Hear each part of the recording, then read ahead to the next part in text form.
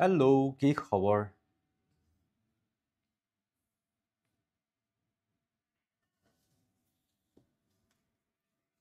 Good evening.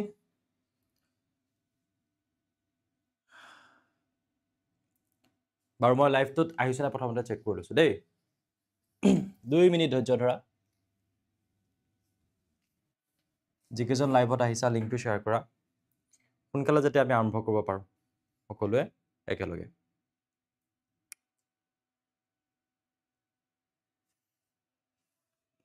Voice আহি আছে দেই 2 মিনিট ধৈৰ্য ধৰা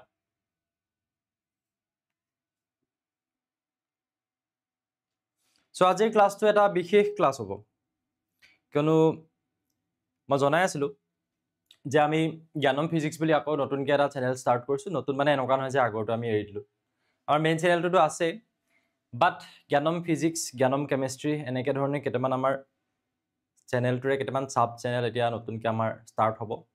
ওকে লিংক থাকিব আগৰ চেনেলটোৰ লগত কিহৰ কাৰণে যাতে আমি সৰু সুৰা এক্সাম্পলৰ কুৱেশ্যনছ হওক বা নিউমাৰিকেল বিভিন্ন ধৰণৰ প্ৰব্লেম বা সৰু সৰু কিছুমান কনচেপ্টৰ ওপৰত যদি ভিডিঅ' আনো যাতে স্পেচিফিকেলি সেই মানে চেনেলটোত গ'লে তোমালোকে পাই যাব পাৰা কিন্তু প্লেলিষ্টটো বহুত বনি গৈছে আমাৰ যেটো আমাৰ মেইন চেনেলটো আছে তাত প্লেলিষ্ট বহুত বনি গুচি গৈছে সো সেইটো কাৰণে অকণমান বস্তুটো ভাগ কৰা হৈছে আৰু ভাল লগা কথা এইটো যে আজি প্ৰথম ক্লাছ হয় এইটো তোমালোকৰ মুখৰ আগত তাৰ মানে এইটো আজি মই চেনেলটো উদ্বোধনী কৰাৰ নিচিনা হৈছে কাইণ্ড অফ হা জ্ঞানম ফিজিক্সটো আজি উদ্বোধনী কৰাৰ নিচিনা হৈছে দেই সো আজি আমি পঢ়িবলৈ গৈ আছো অল্টাৰনেট কাৰেণ্টৰ ওপৰত আমি যিবিলাক ক্লাছ কৰি আছো সেইবিলাক আমি অসমীয়াত এক্সপ্লেইন কৰি আছো বাট মিডিয়াম ইংলিশে হয় এতিয়াও ষ্টুডেণ্টসকলে ফোন কৰি থাকে আৰু মিডিয়ামৰ কথা সোধে সো মিডিয়ামটো আমাৰ মেইনলি কি হয় ইংলিশে হয় বাট আমি আছামিজত এক্সপ্লেইন কৰো ক্লাছ নোটবিলাক কিন্তু তোমালোকে ইংলিশতে পাবা দেই ভালে আছো একদম ভালে আছা লিংকটো কিন্তু সকলোৱে শ্বেয়াৰ কৰি দিয়া আৰু চেনেলটোত নতুনকৈ যদি আহিছে আমাৰ এইটো চেনেলত তেতিয়াহ'লে ছাবস্ক্ৰাইব কৰি ল'বা তোমালোকে যদি ভাবি আছা এইটো জ্ঞানম টিউশ্যন এইটো জ্ঞানম টিউশ্যনৰ জ্ঞানম ফিজিক্স জ্ঞানম টিউশ্যনৰ জ্ঞানম ফিজিক্স ঠিক আছে ইয়াতো ভিডিঅ' আহিব তাতো ভিডিঅ' আহিব অকণমান বেলেগ টাইপত ইয়াত ভিডিঅ'বিলাক আহিব আজি মই জাষ্ট সবৰে আগত চেনেলটো এবাৰ ইন্ট্ৰডিউচ কৰাবৰ কাৰণে আজি লাইভটো ইয়াত গুচি আহিলোঁ তাৰমানে কথাটো গম পাইছানে বাৰু আমাৰ এপৰ পৰা ষ্টুডেণ্টসকল আহিছা যদি একবাৰ লিখি দিবা যিসকলে নাজানা মই জনাই লওঁ নতুনকৈ হয়তো চাই থাকিব পাৰা যে আমাৰ এপত আমি আমাৰ ফুল কোৰ্চ এভেইলেবল কৰাই আছো আমাৰ জ্ঞানম টিউশ্যন এপটো যেটো প্লে ষ্টৰত এভেইলেবল আছে আইফোনতো কৰিব পাৰা বা তোমালোকে লেপটপতো ক্লাছ কৰিব পাৰা সো সেই এপটোত আমি কমপ্লিট কোৰ্চ যেটো কৰি আছো তাৰে প্ৰতিটো চেপ্টাৰৰ প্ৰথম যেটো ক্লাছ হেতু লাইভ হিচাপে মই ইউটিউবত কৰি আহিছো ঠিক আছে সো তাৰে এটো এটা পাৰ্ট হয়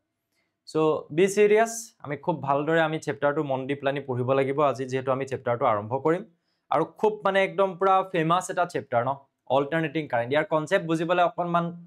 টান লাগে চাগে মোৰ মতে ক্লাস 12ত আহি প্লানি কিবা এটা চেপ্টাৰৰ নাম ক'লে যদি ভয় লাগা অকমান ফিল এটা হয় ভয় লাগি যোৱাৰ নিচিনা তেতিয়াহলে এটো এটা চেপ্টাৰ হয় কিমানৰ কাৰণে হেতু হয় একবাৰ থাম্বস আপ কৰি দিবা ইয়েস অৰ নো নে মই ভুলকে ক'লো অল্টাৰনেটিং চেপ্টাৰটোৰ ওপৰত অকণমান নামটো শুনিলে ভয় লগা নিচিনা কিবা এটা আছে নেকি অলপ এলাৰ্জি টাইপ এই বস্তুটো আমি নাইকিয়া কৰিব লাগিব ঠিক আছে সেই বস্তুটো আমি নাইকিয়া কৰিব লাগিব চেপ্টাৰটোত হা প্ৰথম আহিছা প্ৰথম কিয় বুজি নাপাবা অফ কোৰ্স বুজি পাবা সেইকাৰণে মই মাজত ধৰি ক্লাছ এটা ইউটিউবত লাইভ নাহো এটা চেপ্টাৰৰ প্ৰথম লেকচাৰটো আহো যাতে চেপ্টাৰটো ইন্ট্ৰডিউস কৰাই থৈ যাব পাৰো তোমালোকে নিজে পঢ়িলেও যাতে পিছত সুবিধা হয় বাকি আমাৰ এপৰ ষ্টুডেণ্ট সকলেতো গোটেই কোৰ্সটো সুবিধা পাই আছে যদি তুমি এপটোত জইন হ'ব বিচাৰা তেতিয়াহলে या তলত মই ডেসক্ৰিপচনত কিবা কিবি দি থৈছো মানে লিংক এনেকে গৈ আছে কিবা কিবি তাত চাব পাৰা হ'ব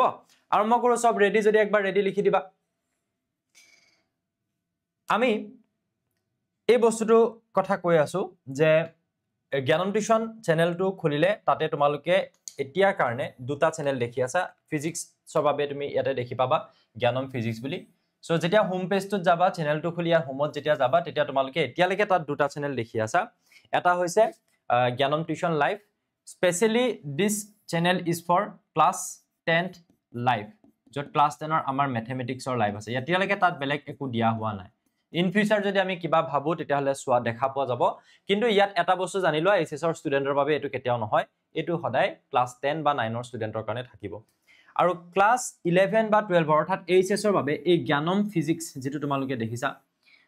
ইন ফিউচাৰ যদি এনেকুৱা হয় যে ক্লাস 10ৰ কিছুমান ফিজিক্সৰ কনসেপ্ট স্পেশালি মই দিব বিচাৰিছো যেটো ক্লাস 11 12 তো লাগে তেনেকুৱা টাইপৰ বস্তু আহি যাব পাৰে সো জ্ঞানম ফিজিক্সটো তোমালোকে সাবস্ক্ৰাইব কৰি ৰাখি থৈ দিবা একদম নতুন নতুন খুলিছো আজি যেটা প্ৰথম লাইভ হৈছে অনলি 123 সাবস্ক্ৰাইবাৰ্স আছে 4 দিনৰ 3 দিন মানৰ আগত মই চাগে চেনেলটো ষ্টাৰ্ট কৰিছো ইয়াৰ পিছত ইয়াতে তোমালোকে দেখিবা জ্ঞানম কেমিষ্ট্ৰি বুলি এটা আৰু দুদিন মানৰ পিছত ঠিক আছে সো সেই গুটে চেনেল কিটা তোমালোকে চাই থাকিবা সব প্লেলিষ্ট গৈ খুচৰি থাকাতকে তোমালোকে ইয়াত বেলেগ বেলেগকে যদি যোৱা আৰু ধুনিয়া লাগিব পঢ়ি হা তোমালোকক আৰু ধুনিয়াকে আমি বস্তুখিনি হজাই পৰা দিবৰ কাৰণে এটো এটা নতুন প্ৰচেষ্টা ঠিক আছে সো আজি আমি ক্লাছটো যি বস্তু পঢ়িম হেখিনি হৈছে ইয়া প্ৰথমতে আমি পঢ়িব লাগিব অল্টাৰনেটিং কাৰেন্ট কি হয় আমি জানি লব লাগিব average value of alternating current একদম তোমালোকৰ সিলেবাস মতে যেটো আমি টপিক কভাৰ কৰিম হেকিটা মই ইয়াত দেখাইছো দেন ৰুট মিন স্কয়াৰ ভ্যালু যাক আমি আৰএমএস ভ্যালু বুলি কওঁ এই গুটে গিটা টপিক আমি আজি ক্লাছটোত কভাৰ কৰিবলৈ ট্ৰাই কৰিম ঠিক আছে বা মই মাজে মাজে তোমালোকৰ কমেন্ট বিলাকো চাই থাকিম ওকে ঠিক আছে সো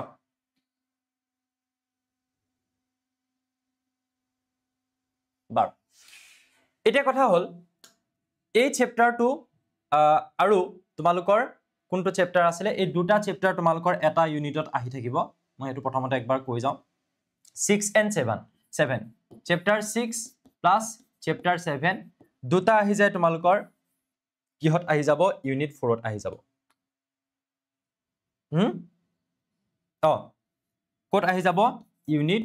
4ত আহি যাব আৰু ইউনিট 4ত এই দুটা চ্যাপ্টাৰ মিলি টোটাল তোমালোকৰ কিমান মাৰ্কস থাকিব 8 মাৰ্কস থাকিব এই বস্তুটো জানি লোৱা চ্যাপ্টাৰ 6 and 7 ইউনিট 4ত থাকিব আৰু দুটা চ্যাপ্টাৰ পৰা টোটাল 8 মাৰ্কস আহিব কোনোবাই হুদি আছে স্যাৰ প্যাটাৰ্ন চেঞ্জ হ'বনে অফ কোৰ্স চেঞ্জ হ'ব আৰু নতুন প্যাটাৰ্নৰ মডেল কোৱেশ্চন পেপাৰ মই ডিসকাশনৰ ভিডিও অলৰেডি আনি আছো আমাৰ মেইন চেনেলটো চাব পাৰা আৰু এই চেনেলটো তাৰে কিছুমান সৰু সৰু কোৱেশ্চন আনসাৰ অলৰেডি সলভ কৰা হৈছে তোমালোকে গৈ চাব পাৰা ঠিক আছে আৰু মই এতিয়ালৈকে দুটা ভিডিও চাগে কোৱেশ্চন পেপাৰ ডিসকাশনৰ ওপৰত আনিলো সো আমাৰ জ্ঞানম টিউচন মেইন যেটো চেনেল আছে তাত হেকিটা अवेलेबल আছে তোমালোকে গৈ চাব পাৰা যিসকলে এতিয়ালৈকে চোৱা নাই সো চ্যাপ্টাৰটো ষ্টাৰ্ট কৰাৰ আগত অকনমান তোমালোকক ফিলটো দিয়াই লওঁ যে কিহৰ কাৰণে আমি এই চ্যাপ্টাৰটো পঢ়িবলগীয়া হৈছে বা আজিলৈকে পঢ়ি থকা যেটো কাৰেন্ট তাকটো আমি কি বুলি কৈছিলো তাক আমি ডিসি বুলি কওঁ কিছুমানে এটা বস্তু ভুল কৰে হা কিছুমানে এই বুলি কয় যে ডিসি কাৰেন্ট আৰে এটো কেনকা বস্তু এটো পিছলে বেক কৰা নিচিনা কথা হৈ গল এই গাড়ী যে বেক কৰ মানেটো পিছলে না ন বলে পিছলে বেক কৰ এনেকা টাইপৰ কথা হৈ গল ডিসি কাৰেন্ট নহয় ডি মানে ডাইৰেক্ট সি মানে current DC means direct current আৰু এসি মানে হৈছে অল্টাৰনেটিং কাৰেন্ট বুজি পাইছা আমি যেটো চ্যাপ্টাৰ পঢ়িবলৈ গৈ আছো তাৰ নামটো হৈছে এসি মানে কি বুলি কৈছো মই অল্টাৰনেটিং কাৰেন্ট আৰু ডিসি মানে হৈছে ডাইৰেক্ট কাৰেন্ট সো আমি প্ৰথমতে এটা বস্তু জানি লও যে আজিলৈকে আমি যিমান বিলাক কাৰেন্ট পঢ়ি আছিলো তাৰ মানে তোমালোকে কোনোবাই হয়তো এডভান্স পঢ়িব পাৰা যে স্যাৰ আমি অল্টাৰনেটিং কাৰেন্ট পঢ়িছো দে আজি প্ৰথম নহয় এনেকা হ'ব পাৰে বাট মই মোৰ সিলেবাসৰ মতে যেতিয়া গৈ আছো তোমালোকৰ কোৰ্সটোত তেতিয়ালে এনেকা চ্যাপ্টাৰ যিমান আমি পঢ়িলো ইলেক্ট্ৰিসিটিৰ লগত ৰিলেটেড সবতে আমি কোনটো কাৰেন্টৰ কথা পঢ়ি আছিলো ডিসিৰ কথা পঢ়ি আছিলো ঠিক আছে যত এটা বেটাৰী হ'ব পাৰে যি ইলেক্ট্ৰিসিটি প্ৰডিউস কৰিব পাৰে কাৰেন্ট বেটাৰীৰে প্ৰডিউস কৰা যেটো কাৰেন্ট হ'ব হেতু ডিসি হ'ব সোলাৰ সেল তোমালোকে সোলাৰ সেল চিনি পোৱা হয়নে সোলাৰ এনাৰ্জি যৰ পৰা আমি পাব পাৰো সো সেইবিলাকৰ পৰা আমি কি পাব পাৰো ডাইৰেক্ট কাৰেন্ট পাব পাৰো ডিসি এডাপ্টাৰ মানে এইবিলাক মোবাইল চাৰ্জাৰটোৰ মেইন কামটো হ'ল যে ই এসি ইউজ কৰে from da socket but convert it into DC তাৰ মানে এই যে সকেটত যেতিয়া তুমি মোবাইল চাৰ্জাৰটো লগাই দিবা সকেটটোৱে তোমাক দি থকা কাৰেন্টটো হৈছে কি ইয়াত কোৱা হৈছে যে এসি ইউজ কৰে এসি আৰু সেই এসি টো ডিসি লে কনভাৰ্ট কৰা কামটো কোনে কৰি থাকে এই মোবাইল চাৰ্জাৰটোৱে কৰি থাকে সো আমি ডিসি এডাপ্টাৰ বুলি কলে এটো কথা বুজিম যে তুমি মোবাইলত যেতিয়া লগাই দিছা হি ডিসি এটা সাপ্লাই কৰি আছে তাৰ মানে সেই এডাপ্টাৰটোৱে নিজৰ মাজতে প্লাগটোৰ পৰা এসি টো লৈ হি ডিসি লে কনভাৰ্ট কৰি দিয়ে এসি টো ডিসি লে কনভাৰ্ট কৰি দিয়ে আচ্ছা কোনোবা এটা কোৱেশ্চন হদিছে স্যাৰ ফিজিক্সৰ পেপাৰ কৰিবলৈ কি কিতাপ পঢ়িলে 60 প্লাস আউট অফ 70 স্কোৰ কৰিব পাৰো এনসিআৰটি খন একদম খৰচি মাৰি পঢ়া এক্সাম মাষ্টাৰ খনৰ যিমান পৰা কোৱেশ্চন সলভ কৰা ইফ পসিবল যদি তোমাৰ হাতত সময় আছে তেতিয়াহলে তুমি এক্সাৰসাইজৰ কোৱেশ্চন আনসাৰ সলভ কৰা তাতকে ওপৰতে কোনা লাগে হ'ব সো এতিয়া আমি যেতিয়া পাৱাৰ ফ্ৰম ওয়াল সকেটস তাৰ মানে এইবিলাক প্লাগৰ পৰা আমি যিবিলাক কাৰেন্ট পাও সেইবিলাক এসি হয় অল্টাৰনেটিং কাৰেন্ট হয় জেনাৰেটৰৰ পৰা জেনাৰেটৰে আকৌ এসি আৰু ডিসি দুটাই প্ৰডিউস কৰিব পাৰে আমি আগৰ চ্যাপ্টাৰটোত পঢ়িছিলো চ্যাপ্টাৰ 6ত যে হেকাৰণে আমি এসি জেনাৰেটৰ আৰু ডিসি জেনাৰেটৰ দুটা পাও সো তাৰে এসি জেনাৰেটৰটোৰ কথা মই ইয়াত কৈছো বুলি ধৰি লোৱা যি কি দিব পাৰে এসি কাৰেন্ট এটা তোমাক বনাই দিব পাৰে যে হুৱা লোৱা বুজি পাইছা তাৰ পিছত আহি গল পাৱাৰ ষ্টেচন এই পাৱাৰ ষ্টেচন বিলাকত যেটো ইলেক্ট্ৰিসিটি জেনাৰেট কৰা হয় সেই জেনাৰেট কৰা ইলেক্ট্ৰিসিটিটো যেটা বহুত দূৰলৈ পঠোৱা হয় হেতু এসি হিচাপত পঠোৱা হয় তোমালোকে যদি ইয়াত চোৱা যে পাৱাৰ ষ্টেচন বিলাকত আমি কি কৰো লাৰ্জ এমাউন্টৰ কাৰেন্ট কি কৰা হয় ইলেক্ট্ৰিসিটি জেনাৰেট কৰা হয় সেই কাৰেন্ট আমি বহুত দূৰলৈ যেতিয়া পঠাবলগীয়া হয় তেতিয়া আমি ইয়াক কি হিচাপে পঠাও এসি হিচাপে পঠোৱা হয় ডিসি হিচাপে ইয়াক পঠোৱা নহয় ইয়াক এসি হিচাপে পঠোৱা হয় সো এইখিনি ইন্ট্ৰোডাকশন টু দা চেপ্টাৰ হৈ আছে চেপ্টাৰটোৰ নামটো আমি পঢ়ি থকাৰ নিচিনা হৈ আছে বুজি পাইছানে এইবিলাক বস্তু আমাৰ কিতাপখনত ডাইৰেক্ট চেপ্টাৰটোত সোমাই যোৱাৰ লগে লগে ইমান ডিটেইলত তোমালোকে নোপোৱা মই কৈ গৈছো যাতে তোমালোকে চেপ্টাৰটোত সোমাব পাৰা এন্ট্ৰি বুজি পাইছা ডোৰটো ওপেন কৰি আছো মই দেই কবলৈ গলে চোৱা কিয় মই কেইটামান ৰিজন দেখাইছো চোৱা যে স্যাৰ কিয় why AC কিয় ইউজ কৰা হয় ইনষ্টেড অফ DC কি কাৰণত ইউজ কৰা হয় তেতিয়া তোমালোকক মই কৈ আছো চোৱা যদি ট্ৰান্সমিশন লছৰ কথা ভাবো যেনবা এটাৰ পৰা বহুত দূৰলৈ তুমি লৈ যাব বিচাৰিছা কাৰেন্টটো লৈ যাওঁতে তাতটো লছ হ'ব পাৰে কাৰেন্টটো যিমান পঠাইছা হিমান গৈ নাপাব সো হে লছটো আটাইতকৈ কম হ'ব এচিত আৰু ডিসিত বেছি হ'ব বেছি লছ হ'ব লছ হলেতো আমাৰ লছ হৈ যাব ন ইলেক্ট্ৰিক্যাল এনাৰ্জি যদি লছ হৈ যায় আমাৰ ফাইনান্সিয়াল লছ হ'ব পাৰে যিমান ইলেক্ট্ৰিসিটি আমি পঠাব বিচাৰিছো হিমান ইলেক্ট্ৰিসিটি গৈ নাপাব পাৰে সো লেক অফ এনাৰ্জি হ'ব পাৰে বহুত প্ৰবলেম আহিব পাৰে হয় এন্ড দেন ভোল্টেজ কনভাৰ্সন তুমি যদি কোৱা যে ট্ৰান্সফৰ্মাৰ তোমালোকে পঢ়িছিলা সাগে step up and step down transformer হয়নে কি কৈছা বা স্টেপ আপ এন্ড আচ্ছা 1490 এই বস্তুটো মই আগতে দেখিছিলো 1490 মানে কিহৰ কথা কৈ আছা বাৰু একবাৰ জনাই দিবা নি মই জনা নাই মানে চোৱা যেতিয়া মই কম step up and step down transformer তেতিয়া তোমালোকে জানা যে স্টেপ ডাউন ট্ৰান্সফৰ্মাৰটো এনেকুৱা হয় ইয়াত ভোল্টেজটো হাই ভোল্টেজ এটা লো ভোল্টেজ কৰা হয় আৰু স্টেপ আপটো এনেকুৱা হয় লো ভোল্টেজ এটা হাই বনোৱা হয় এই যে আপ বা ডাউন কৰা ভোল্টেজটো কমৰ পৰা বেছি বা বেছিৰ পৰা কম কৰা তাৰ মানে ভোল্টেজটোক মই ট্ৰান্সফৰ্ম কৰিছো ট্ৰান্সফৰ্মাৰে ট্ৰান্সফৰ্ম কৰে সো হে ট্ৰান্সফৰ্ম কৰা যেটো প্ৰসেস সেই প্ৰসেসটো কিহত ইজি হয় এচিত ইজি হয় অল্টাৰনেটিং কাৰেন্টৰ বাবে সেই ভোল্টেজ চেঞ্জ কৰা যেটো প্ৰসেস হেতু ইজি হয় কথাটো বুজি পাইছা আমি অল্টাৰনেটিং কাৰেন্ট আৰু ডিসি কাৰেন্ট বা সৰি অল্টাৰনেটিং কাৰেন্ট আৰু ডাইৰেক্ট কাৰেন্ট এই দুটাৰ মাজত ডিফাৰেন্স কি আছে আমি গ্ৰাফিক্যালিও পঢ়িম এটা আমি ডেইলি পাৰপজত মই চাই আছো প্ৰথমতে মাথাত যেটো কোৱেশ্চন স্ট্ৰাইক কৰিব যে কোড পোৱা যায় এসি কোড পোৱা যায় ডিসি কিয় এসি আমি ললো ডিসি নলৈ সেই আনসাৰ খিনি মই দি আছো ঠিক আছে এসি টো কেনেকুৱা হয় গ্ৰাফিক্যালি ডিসি টো কেনেকুৱা হয় হেতু আমি বুজিম হেতু একদম চেপ্টাৰ সিলেবাসত সোমাই যাম জেনাৰেশন তুমি যদি প্ৰডিউস কৰিব বিচাৰা প্ৰডাকশনটো ইজি হয় কি এসি প্ৰডিউস কৰিবলৈ ইজি হয় আৰু চিপ হয় কম খৰচত তুমি প্ৰডিউস কৰিব পাৰা বাট ডিসি কষ্টলি হয় ডিসি প্ৰডিউস কৰিবৰ কাৰণে তোমাৰ খৰচ বেছি হ'ব তাৰ মানে কথাটো বুজি পাইছা ইউজাৰ ফালৰ পৰা যদি চোৱা এসি আমি ক'ত ইউজ কৰো হোমস ইন্ডাস্ট্ৰিজ ঘৰত ব্যৱহাৰ কৰা প্ৰায় বিলাক টিভি ফেন ইনভাৰ্টাৰ মানে তোমাৰ ফেনখনত থকা মটৰটো সেইবিলাকে এসি কাৰেন্টৰ হেল্পত চলিবলৈ বেছি সুবিধা হয় তাহাতৰ ফাংশনিংটো কাম কৰিবলৈ ক'ত বেছি তাহাঁতি সুবিধা পায় এসিৰ জৰিয়তে তাৰ যেটো তাৰ মানে কবলৈ গলে তাৰ যেটো কি বুলি কবা তুমি যদি সাৰ্কিট ডায়াগ্ৰাম বিলাক ড্ৰ কৰা যিকোনো এটা মটৰৰ ড্ৰ কৰিলা জেনাৰেটৰৰ ড্ৰ কৰিলা সো তেতিয়া তুমি সাৰ্কিট ডায়াগ্ৰামৰ পৰা কি আইডিয়া পোৱা ওয়াৰ্ক ফাংশনটো যে হি কেনেকে ধৰণে কাম কৰে প্ৰসেসটো কি বুজি পাইছানে তাৰ মানে মই কবলৈ গলে স্ট্ৰাকচাৰ সেই ডায়াগ্ৰামটো বুজি পাইছা সো সেইটো যদি তুমি চাবলৈ যোৱা তেতিয়া হলে তুমি দেখি পাবা যে মটৰ বিলাকে যেতিয়া কাম কৰে with the help of AC he operate কৰিবলৈ বেছি ইজি হয় সেই কাৰণে আৰু তাৰ পিছত কৈছে ইলেক্ট্ৰনিক্স বেটাৰিজ সো বেলেগ কিছুমান ইলেক্ট্ৰনিক ডিভাইসও আছে বা বেটাৰি আছে যিবিলাকে কিন্তু কি ইউজ কৰে ডিসি ইউজ কৰে আৰু তাৰ পিছত কোৱা হৈছে লং ডিসটেন্স ট্ৰান্সফৰমেশন বহুত দূৰলৈ যেতিয়া লৈ যাবলগীয়া হয় তাৰ কাৰণে এসি টো বেছি সুবিধাজনক কাটকে এটো ইনএফিশিয়েন্ট বুলি কৈছে আৰু এফিশিয়েন্ট মানে কি হয় যথেষ্ট পৰিমাণে তাৰ মানে ইলেক্ট্ৰিক্যাল এনাৰ্জি তুমি লৈ যাব পাৰা এফিশিয়েন্ট মানে এনেকে বুজি পাৱা যে হি ভালকে কাম কৰে মানে ইয়াৰ পৰা তালে লৈ গৈছা সিগনেল লস নোহাকে তুমি লৈ যাব পাৰিছা এনাৰ্জি লস নোহাকে লৈ যাব পাৰিছা দ্যাট ইজ কল্ড এফিশিয়েন্ট তুমি এই ক্লাছটোত আহিছা ক্লাছটোত আহি তুমি একোৱে বুজি পোৱা নাই মই তোমাক একোৱে বুজাব পৰা নাই তাৰ মানে তোমাৰ ক্লাছটো তোমাৰ বাবে ইনএফিশিয়েন্ট হৈ আছে ইনএফিশিয়েন্ট অফ নলেজ মই তোমাৰ কাৰণে পাৰফৰ্ম কৰি আছো বা ট্ৰান্সফাৰ কৰি আছো বা তুমি ক্লাছটো কৰি যদি কিবা শিকিছা তেতিয়া মই কম যে তুমি এটা এফিশিয়েন্ট ক্লাছ কৰি আছা তাৰ মানে জোৰ পৰা তোমাৰ কিবা এটা লাভ আহিছে সো হেতু বেছি লাভটো কোট হয় এসিত হয় যেটা বহুত দূৰলৈ লৈ যাব লগিয়া হয় আৰু ডিসিত লস হয় কিয় ইয়াত পাৱাৰ লস হয় ইয়াত কষ্ট বেছি জেনাৰেট কৰোতে হেনকা কিছুমান কথাৰ বাবে এই পৃথিৱীত এসি কাৰেন্টটো সৰি এসি আমি কোনতে কৈ পাও মানে সেইকাৰণে মই প্ৰথমতে কৈছো এসি কাৰেন্ট বুলি আমি কৈ পাও জেনাৰেলি AC অৰ্থাৎ অল্টাৰনেটিং কাৰেণ্টৰ কনসেপ্ট আহিছিল কথাটো বুজি পালো নে সবে is it clear guys CSC কৈ দে सबको आई समझ में बोलो जी बोलो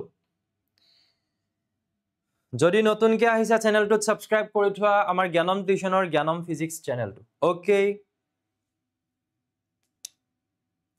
আৰু কিবা কিবি ইন্টাৰেষ্টিং বস্তু আহি থাকিব যিবিলাক বস্তু মই ভাবি ৰাখিছো মনতে বাট মেবি টাইম লাগিব পাৰে লেটস সি কিমান দূৰলৈকে আমি গৈ পাব পাৰো হ'ব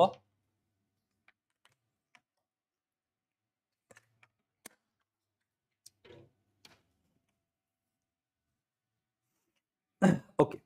ফাইন আহি যাও আমাৰ নেক্সট টপিকত এতিয়া আহি যোৱা ইয়াত একদম চেপ্টাৰত সোমাই গলো দেই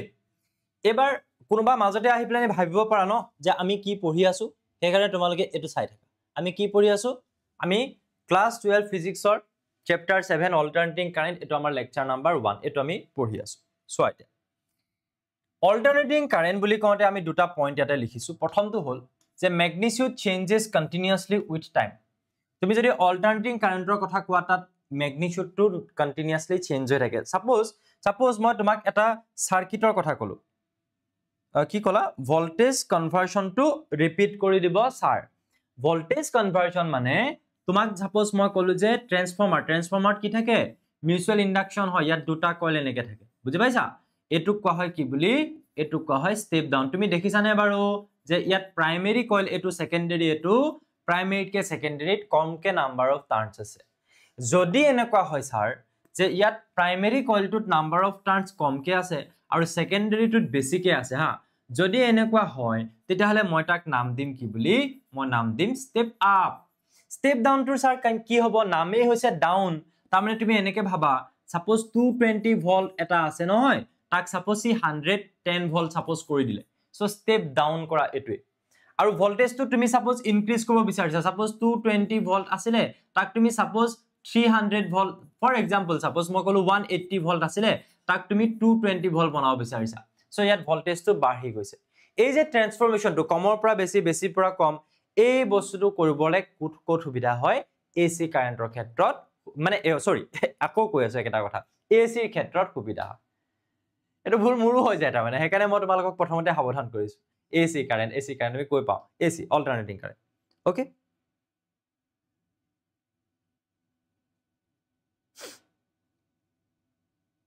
হ'ব পাৰ ডিৰেকশন ৰিভাৰ্স পিৰিয়ডিক্যালি ইয়াত এতিয়া মই এই দুটা বস্তু বুজিবৰ কাৰণে তোমালোকক দুটা মই সাৰ্কিট ডায়াগ্ৰাম দেখাও দেই সাৰ্কিট ডায়াগ্ৰাম দুটা দেখাম চোৱা এইটো এটা সাৰ্কিট ডায়াগ্ৰাম যত এটা বাল্ব লাগি আছে আৰু ইয়াত এটা সোৰ্স লাগি আছে আৰু এই সোৰ্সটো হৈছে এসি সোৰ্সৰ সিম্বলটো এনেকুৱা চোৱা এনেকে দিম ই সাইনোসইডাল ওয়েভ ফৰ্ম কৰে হেকাৰণে এনেকুৱা ওয়েভ এটা ফৰ্ম কৰে কেনেকে ওয়েভ ফৰ্ম কৰে আমি পঢ়িমগে বাৰু এটো তাৰ পিছত আমি আৰু এটা সোৰ্স ললো আৰু কলো যে এইটো হৈছে আকৌ এটা সাৰ্কিট আৰু এই সাৰ্কিটটোত মই কলো যে এটা ডিসি সোৰ্স অৰ্থাৎ যি ডাইৰেক্ট কাৰেন্ট প্ৰডিউস কৰিব পাৰিব বেটাৰী এটা লগাই দিল ঠিক আছে বেটাৰী এটা লগাই দিল এটো এটা এসি সোৰ্স তুমি এতিয়া এনেকে ধৰণে ভাবা যে ই এসি ডিসি আৰু সো এসি সোৰ্স আৰু এটো হৈছে এটা ডিসি ডাইৰেক্ট কাৰেন্ট প্ৰডিউস কৰা এটা সোৰ্স সো আমি কম কি বুলি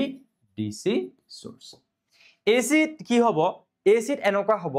যে ধৰি লোৱা এফালৰ পৰা এফালে কাৰেন্ট এটা গৈ আছে হা কাৰেন্টৰ এটা ৰেঞ্জ থাকিব কাৰেন্টটো 0 হ'ব 0 ৰ পৰা 2 এম্পিয়াৰ হ'ব 3 এম্পিয়াৰ হ'ব গৈ সাপোজ 5 এম্পিয়াৰ হ'লগে 4 এম্পিয়াৰ হ'লগে 5 এম্পিয়াৰ হ'ল বা 4 এম্পিয়াৰ হ'ল তাৰ পিছত আকৌ কমিব 3 এম্পিয়াৰ হ'ব আকৌ 2 এম্পিয়াৰ হ'ব আকৌ 1 এম্পিয়াৰ হ'ব আকৌ 0 হ'ব এনেকুৱা হ'ব তাৰ মানে কাৰেন্টটো ইয়াত গ্ৰেজুৱেলি ইনক্ৰিজ হৈ এটা পিক ভ্যালু পাব ম্যাক্সিমাম ভ্যালু এটা 4 এম্পিয়াৰ সাপোজ ফৰ এক্সাম্পল দেই সদায় 4 এম্পিয়াৰ বুলি কথা নাই তাৰ পিছত আকৌ হে কমিবলৈ আৰম্ভ কৰিব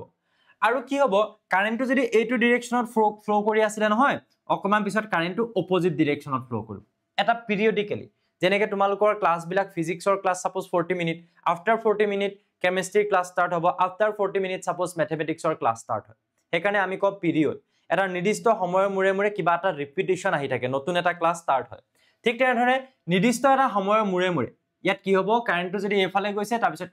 এফালে গৈছে এফালে সো এটা ডিৰেকশনত যাওঁতে কি হ'ব 0 ৰ পৰা গৈ ম্যাক্সিমাম পাই আকৌ কমিব আকৌ এবাৰ উল্টা ডিৰেকশনত 0 ৰ পৰা আহি ম্যাক্সিমাম হ'ব আকৌ কমিব সেই বস্তুটো আমি গ্ৰাফিক্যালি এনেকে দেখাও যে এফালে কাৰেন্ট আছে সাপোজ আৰু এফালে মই সাপোজ দেখাইছো টাইম হলে প্ৰথমতে উইথ টাইম কারেন্টটো কি হ'ব বাঢ়িব বাঢ়িব বাঢ়িব বাঢ়িব এটা ম্যাক্সিমাম ভ্যালু পাব তাৰ পিছত আকৌ কমিব কমিব কমিব কমিব কমিব 0 হ'ব 0 হোৱাৰ পিছত আকৌ হি এটো ডাইৰেকশনত গৈ গৈ 0 ৰ পৰা গৈ আকৌ 0 হ'লগে তাৰ পিছত অপোজিট ডাইৰেকশনত আকৌ 0 ৰ পৰা আহি আকৌ 0 হ'ব কেনেকে অপোজিট ডাইৰেকশনত বাঢ়িব আকৌ কাৰেন্টটো বাঢ়িব বাঢ়িব ম্যাক্সিমাম এটা ভ্যালু পাব তাৰ পিছত আকৌ হি কি বনি যাব 0 আকৌ তেনেকে অপোজিট ডাইৰেকশন এফালে এফালে বাঢ়ি যদি ম্যাক্সিমাম ভ্যালু পালে আকৌ মিনিমাম হল আকৌ উল্টা ডাইৰেকশনত 0 পৰা আৰম্ভ হল ম্যাক্সিমাম ভ্যালু এটা পালে মিনিমাম হল সো এই বস্তুটো ইয়াত চলি থাকিব এটা নিৰ্দিষ্ট পিৰিয়ডৰ মুৰে মুৰে ইয়াত কি হৈ থাকিব the direction of the current will be altered উল্টা হৈ যাব এখানে তাক কোৱা হয় alternating current এখানে কোৱা হয় alternating current but in case of DC তা তেনেকুৱা ধৰণৰ কোনো কাহিনী নচলে হা ইয়াত কাৰেন্টটো যদি এইটো ডাইৰেকশনত ফ্লো হৈছে from positive to negative ইয়াত হেতুৱে হ'ব স্যাৰ মোক এটা কথা কক তেতিয়া হলে AC ক্ষেত্ৰত AC সোৰ্সটোৰ ক্ষেত্ৰত প্লাস মাইনাসৰ কি কথা আহিলে তেতিয়া মই কম যে এইটো যদি প্লাস মাইনাস হৈছে at the next moment e minus হৈ যাব e plus হৈ যাব আকৌ e minus হৈ যাব e plus হৈ যাব e plus হৈ যাব e minus হৈ যাব সো এই সোর্সটো এনেকুৱা যে হি প্লাস মাইনাস খেলি থাকে নিজৰ মাজতে আৰু কারেন্ট সদায় প্লাস টু মাইনাসে ইয়াত কি হ'ব ফ্লো হ'ব হেতু একদম পাক্কা হেতু AC ক্ষেত্ৰত DC ক্ষেত্ৰত বেলেগ নহয় from positive to negative but ইয়াত প্লাস মাইনাস তো চেঞ্জ হৈ থাকে ইন্টারচেঞ্জ হৈ থাকে নিজৰ মাজতে এটা সাইড যদি প্লাস বনিলে ইটো মাইনাস এবাৰ ইটো মাইনাস বনি হিটো প্লাস বনিব এটা নিৰ্দিষ্ট সময়ৰ মুৰে মুৰে হেকাৰণে কাৰেন্টৰ ডাইৰেকশনটো উল্টা পুল্টা হৈ থাকে কথাটো বুজি পালা আৰু ইয়াৰ ক্ষেত্ৰত কিন্তু তেনেকুৱা নহয় always from positive to negative ইয়াত কাৰেন্ট ফ্লো হ'ব যদি তুমি আগৰ ক্লাস বিলাক মুহতে কৰিছা বা বেলেগটো যদি পঢ়িছা যদি তোমাক কোৱা হৈছে এই বুলি যে আমি ইয়াত এটা কি কাৰেন্ট পাও স্টেডি কাৰেন্ট মানে আমাৰ এপৰ ষ্টুডেন্টসকলে গম পাইছা স্টেডি কাৰেন্টৰ কনসেপ্ট আমি চ্যাপ্টাৰ 6 ত পঢ়িছিলো সো স্টেডি কাৰেন্টৰ কনসেপ্টত মই কি বুলি কৈছিলো যে ইয়াত যেতিয়া সুইচটো দি দিবা সাপোজ ইয়াত 3 এম্পিয়াৰ কাৰেন্ট এটা ফ্লো হৈছে 3 এম্পিয়াৰ কারেন্টটো তাত ফ্লো হ'বলে অকনমান এটা সময় লাগিব মিলি সেকেন্ড হ'ব পাৰে মাইক্ৰো সেকেন্ড হ'ব পাৰে বাট সেই টাইমটোত কি হৈ যায় হি 0 ৰ পৰা 3 এম্পিয়াৰ হৈ যায় তাৰ পিছত ইয়াতে হি ফিক্স হৈ যায় এই কেছটো নহয় যে 0 ৰ পৰা 4 হ'লগে আকৌ কমি কমি 0 হ'ল এইবিলাক নহয় তুমি যেটা সুইচটো ইয়াত দি দিলা সাপোজ ইয়াতে তুমি সুইচ এটা লৈ ললা সুইচটো যেতিয়াই তুমি অন কৰি দিলা ইয়াত কাৰেন্টটো চালু হ'ব অকনমান সময় লব খুব কম সময় আৰু সেই সময়টোত ই 3 এম্পিয়াৰ সাপোজ কাৰেন্ট ফ্লো হ'ব লাগে ই হৈ গল আৰু এবাৰ হি 3 এম্পিয়াৰত ফিক্স হৈ গল এই 3 এম্পিয়াৰটো কোৱা হয় স্টেডি কাৰেন্ট যেটো কাৰেন্টত হি আৰু ফিক্স আৰু না বাহে আৰু সো এই ডিসি কাৰেন্টত না ডাইৰেকশন চেঞ্জ হ'ব না তাৰ ক্ষেত্ৰত কাৰেন্টটো ইনক্ৰিজ ডিক্ৰিজ হৈ থাকিব এই ইনক্ৰিজ ডিক্ৰিজ তো আমি ইনক্ৰিজ ডিক্ৰিজ বুলি নধৰো আৰু 0 ৰ পৰা জাস্ট 3 এম্পিয়াৰ হ'ব ফিক্স হৈ যাব বেছি টাইম না লাগে আৰু তাৰ পিছতে ফিক্স হৈ যাব সো ইয়াৰ ক্ষেত্ৰত যেতিয়া তুমি গ্ৰাফটো ড্ৰ কৰিবা তেতিয়া তুমি এনেকে ধৰণে ড্ৰ কৰিলে হৈ যাব যে ইয়াত কোনো ধৰণৰ ম্যাক্সিমাম হৈ মিনিমাম হ'ব এনেকুৱা ধৰণৰ কোনো কেছ নাথাকে এটা নিৰ্দিষ্ট ডাইৰেকশনত ই প্লাস ই মাইনাস বুলি যদি কও এইটো মানে এটা কমপ্লিট সাইকেলটোত কি হৈছে এবাৰ একফালে গৈ কাৰেন্টটো আকৌ এবাৰ এফালে আহিছে এইটো কমপ্লিট এক পাক হল ন যেনেকে পেন্ডুলামটোত এফালে গৈ আকৌ এফালে আহিলে হয়নে এফালে আহি আকৌ তালে ঘূৰি গল সেইটো এটা কমপ্লিট অসিলেশন ঠিক তেনেদৰে ইয়াত আমি অসিলেশন বুলি কম এইটো বুজি পাইছা সো এইটো হৈছে পজিটিভ টু এই ডাইৰেকশনটো তেতিয়া নেগেটিভ টু অপোজিট ডাইৰেকশনটোৰ কাৰণে এইটো নেগেটিভ কাৰেন্টটো বাহি বাহি ম্যাক্সিমাম হ'ব এটা সময়ত এটো কোৱা হ'ব কি বুলি মাইনাস আই নট আৰু এটোক আমি কি বুলি কম প্লাস আই নট কিন্তু ইয়াত কোনো তেনেকুৱা কেছ নাই ইয়াত কাৰেন্টৰ ভ্যালুটো ফিক্স থাকিব কথাটো বুজি পালো না এইখিনি লাগে হা একচুয়ালি আমি ইয়াত এনেকে ধৰণে দেখাব লাগে যে জি টাইমে নহক লাগে ইয়াত কারেন্টটো 0 হৈ থাকিব বুলিটো কথা নাই ইয়াত সাপোজ কারেন্টটো 0 কাৰেন্টৰ এটা ভ্যালু থাকিব হেতু ফিক্স থাকিব টাইম এক্সিস ডালৰ প্যাৰালেল হ'ব ইজ ইট ক্লিয়াৰ গাইজ এইখিনি লাগে সব বস্তু আমি বুজি পালো না মোক কৈ দিয়া কিবা ডাউট আছে ডাউট থাকিলে সুধিব পাৰা ওকে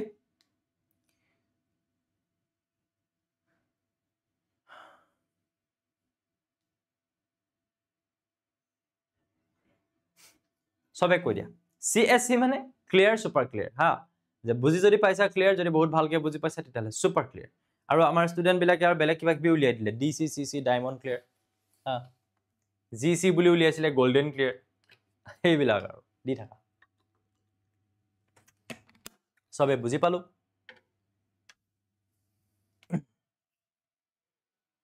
ভালকে পঢ়িলে একদম মজা লগা এটা চ্যাপ্টাৰ বুজি পাইছানে এতিয়া ডিসিত অপোজিট নহয় কেলে হেকানে তাৰ নামটো হৈছে ডাইৰেক্ট কাৰেন্ট কেলে নহয় বুলি কলে মই আনসাৰটো দিব পাৰো সোৱা এসিৰ সোৰ্সটো এনেকুৱা যে হি এফালে প্লাস এফালে মাইনাস বনালে নেক্সট মোমেন্টত হি এফালে মাইনাস এফালে প্লাস বনাব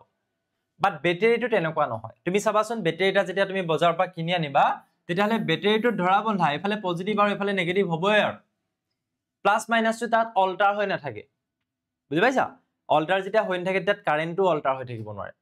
সো সেইকাৰণে তাত এটা নিৰ্দিষ্ট ডিৰেকশ্যনতে থাকে বুজি পালোনে অঞ্জুলিমা বেগম বুলি আছে ইয়াত আকৌ বহুতে কয় স্যাৰ এইটো মোৰ মাৰ নাম এইটো মোৰ আমুকৰ নাম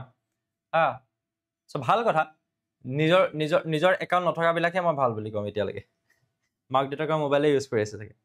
হেনেকুৱা হ'ব পাৰে জাস্ট নামটো আছে আৰু ললো সেইকাৰণে দেই so average value of AC এবাৰ আহি যাব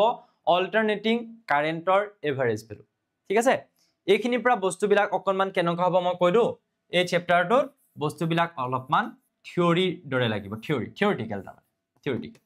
আৰু ইয়াত বস্তুবিলাক কেনেকুৱা হ'ব তোমালোকে বেছিকে প্ৰ্যাকটিক্যালি ৰিলেট কৰিবলৈ নাযাবা গণ্ডগোলহে লাগিব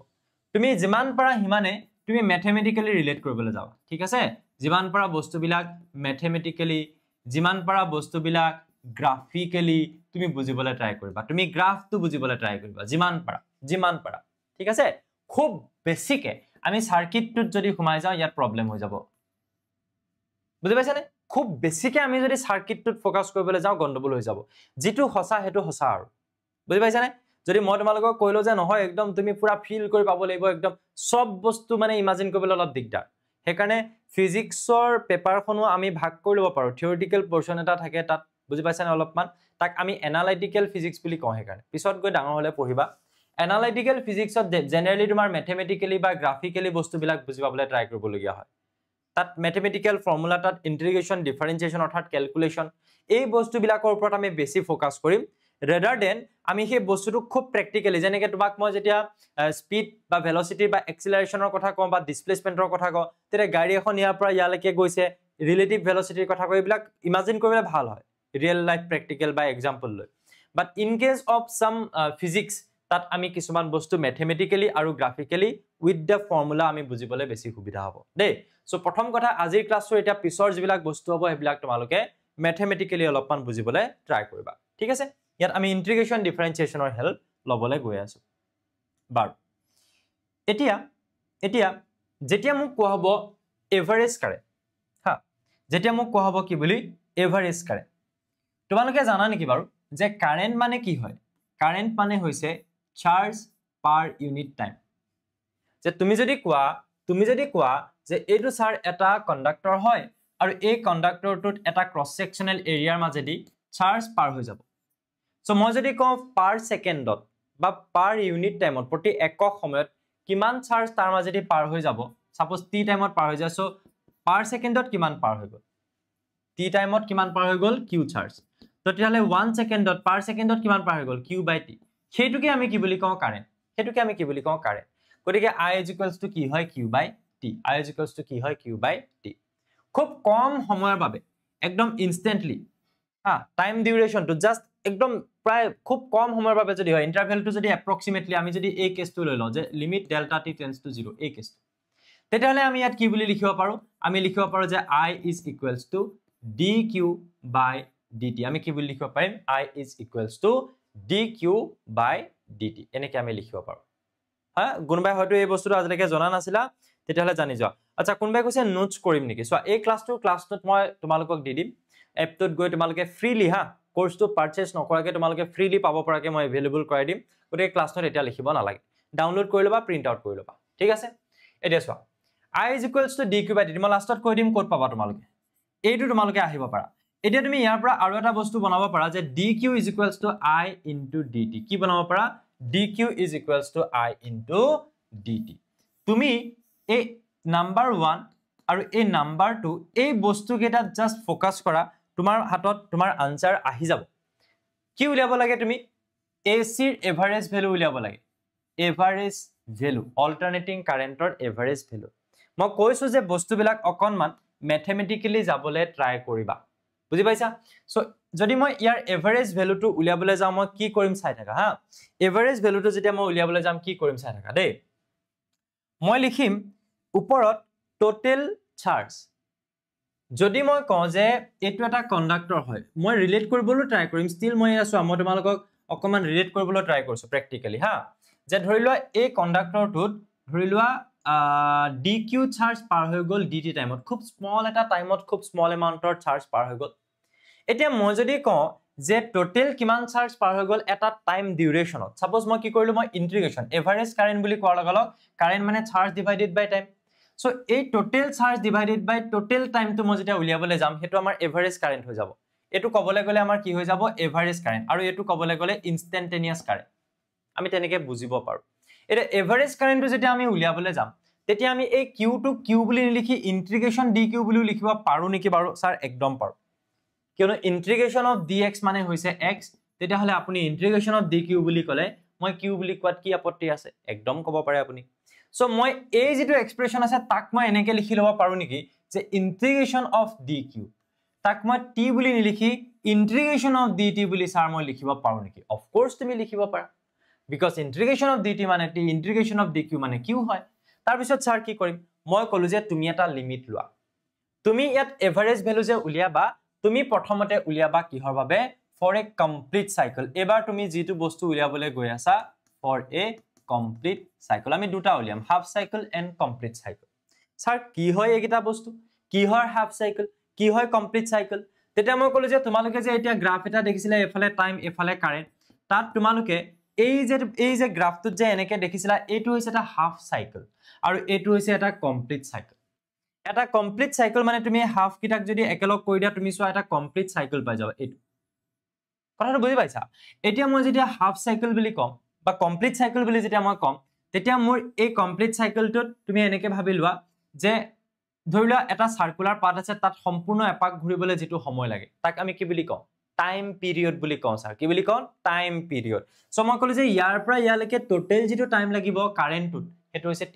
তাৰ মানে স্যাৰ কি হওঁতে টাইম লাগিছে মই কলো যে তুমি সাপোজ এটা এসি সোর্স লগাই দিলা আৰু তুমি এই সার্কিটটোত কারেন্ট এটা ফ্লো হ'বলৈ দিলা ঠিক আছে এতিয়া মই কলো এই ফালৰ পৰা এটো প্লাস হৈ আছিল এটো মাইনাস হৈ আছিল এইটো ডিৰেকশনৰ পৰা 0 ৰ পৰা কারেন্ট এটা বাহি বাহি ম্যাক্সিমাম হৈ আকৌ 0 হল আকৌ অপোজিট ডিৰেকশনত এবাৰ এটো প্লাস হৈ গল এটো মাইনাস হৈ গল 0 ৰ পৰা কারেন্টটো বাহি বাহি পিক ভ্যালু পালে আকৌ 0 হৈ গল এই গুটেই কামটো হবলে তাক যেটো টাইম লাগিব ইয়াৰ পৰা গৈ ম্যাক্সিমাম ভ্যালু পাই 0 অপোজিট ডিৰেকশনত 0 ৰ পৰা ম্যাক্সিমাম ভ্যালু পাই আকৌ 0 যেটো টোটাল টাইম লাগিব that is said to be t which is your time period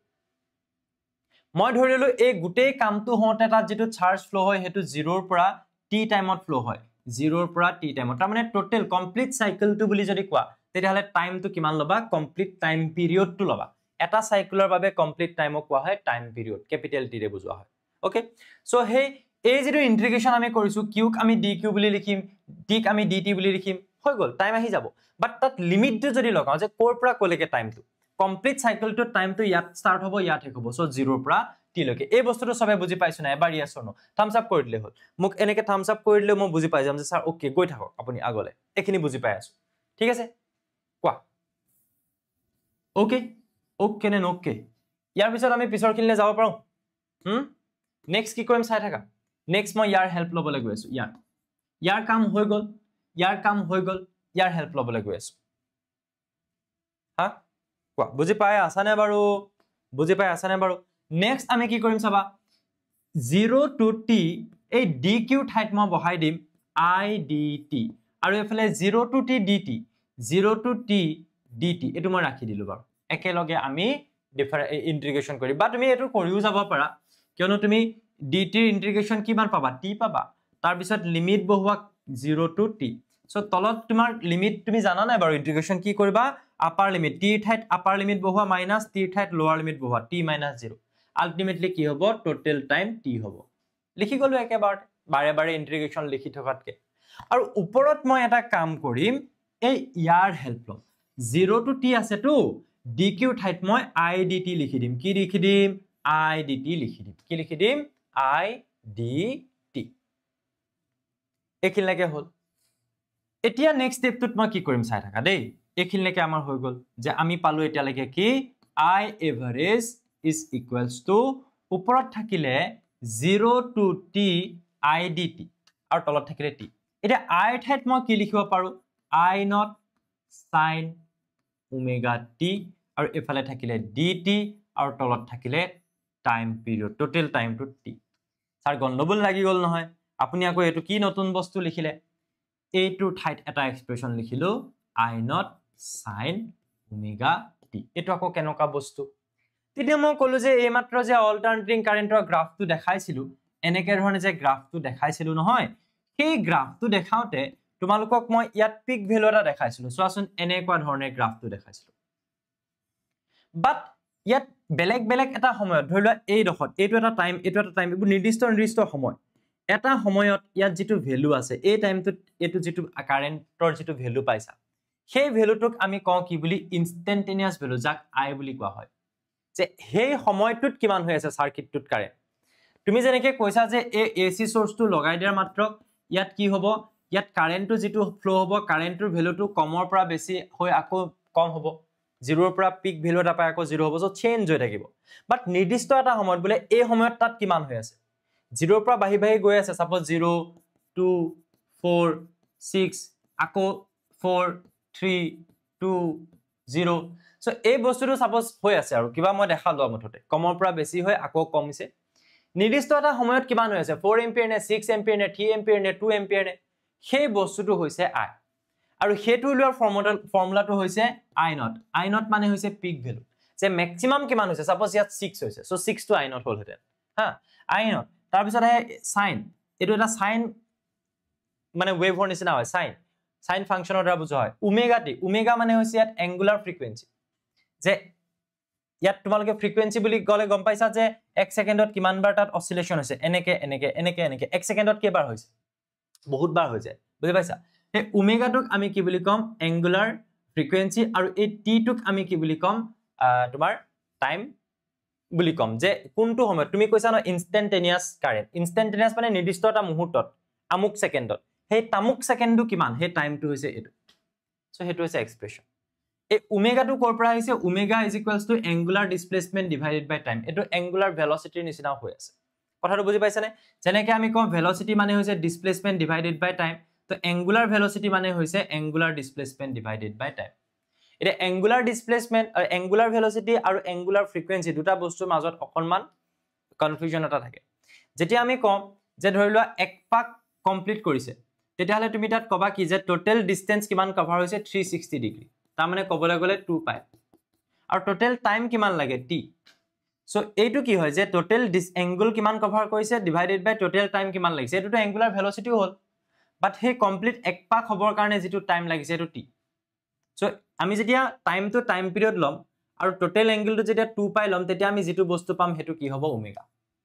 এটো আমি এঙ্গুলাৰ ফ্ৰিকোয়েন্সি নিচিনা তেতিয়া ভাবিব পাৰো এটা কনসেপ্ট আছে ক্লাস 11ত ওয়েভ চ্যাপ্টাৰটো কিন্তু এতিয়া আমি আৰু বেছি ডিটেইলত তাত যাব নোৱাৰো হা আমাৰ বহুত লেন্দি হৈ যাব এইবিলাক যদি বুজিবলৈ যাও সিম্পলি বুজি থৈ যোৱা কোনো অসুবিধা নাই যে I ঠাইত আমি এক্সপ্ৰেছন লিখিম এটো সো I naught মানে হৈছে R পিক ভ্যালুটো সাইন মানে এটো ফাংশন হয় ওমেগা মানে হৈছে কি এঙ্গুলাৰ ফ্ৰিকোয়েন্সি আৰু t মানে হৈছে টাইম যেটো সময়ত তুমি কাৰেন্টৰ কথা কৈছা বিকজ প্ৰতিটো সময়তে ইয়াত কাৰেন্ট সাৰ্কিটটো চেঞ্জ হৈ আছে হে নিৰ্দিষ্ট সময়টোত কিমান current that is said to be I so I ঠাইত মই কি এক্সপ্ৰেছন পুট কৰি দিলো I naught sin omega t into dt clear super clear এইখিনি লৈকে কৈ দিয়া বাকি এবিলাক মই এটা মুহাৰিছো এবাৰ ডাইৰেক্ট ম্যাথমেটিক্যালি আমি বাকি কামখিনি কৰি দিলে হৈ যাব চাই থাকা সো মই লিখি আছো ৰৈ থকা নাই তোমালোকৰ আনসাৰ বিলাক দিব ট্ৰাই কৰিবা হা মই জিবিলাক হুদি গৈ আছো হে আৰু বুজি পালা না পালা তলত থাকিলে টাইম ওপৰত থাকিলে তোমাৰ I naught পিক ভ্যালুটো সদায় কনস্ট্যান্ট হয় ম্যাক্সিমাম বস্তুটো সদায় ম্যাক্সিমাম আটাইতকৈ বেছি কনস্ট্যান্ট মিনিমাম আটাইতকৈ কম হেতু এটা কনস্ট্যান্ট ভ্যালু হয়নে তোমাৰ ক্লাছত যদি কোনোবাই হাইয়েস্ট মাৰ্ক পাইছে হয়তো 10টাই পাব পাৰে কিন্তু হে 10টাৰ কাৰণে highest mark means high suppose out of 70 60 পালে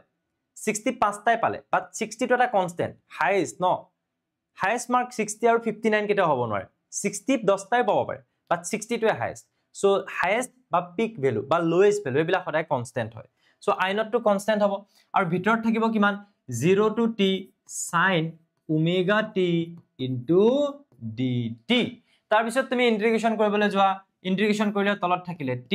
ওপৰত থাকিলে I naught sir integration of sin theta is equals to minus cos theta আমি বহুত ভালকে জানো সো আমি লিখিলো minus cos omega t কিন্তু এটা কথা হল নহয় আমাৰ যদি এটা থাকিলে হেতেন ইন্টিগ্ৰেশন অফ sin t dt তেতিয়া হলে মই এ বুলি লিখি থৈ আহিলোতেন হৈ গলতেন minus cos omega t limit বহাম এটো বেলেগ কথা কিন্তু ইয়াত t নাই ইয়াত তাৰ আগত কি আছে ওমেগা এটা আছে টিৰ ঠাইত কি আছে ওমেগা টি আছে সো যেতিয়া টিৰ ঠাইত ওমেগা টি থাকে তেতিয়া তোমালোকে জানা যে টিৰ আগত যেটো আছে এটা কনস্ট্যান্ট হিচাপে হেতু আকৌ তলত ডিভাইড হৈ যায় সো ইয়াত এটা বস্তু তলত ডিভাইড হৈ যাব কোনটো বস্তুৱে ডিভাইড হৈ যাব ডিভাইডেড বাই ওমেগা আহি যাব এটো জানা না জানা বাৰু মোৰ মতে তোমালোকে জানা চাগে আৰে ম্যাথমেটিক্সত হলো এটো বস্তু চাগে পঢ়িছা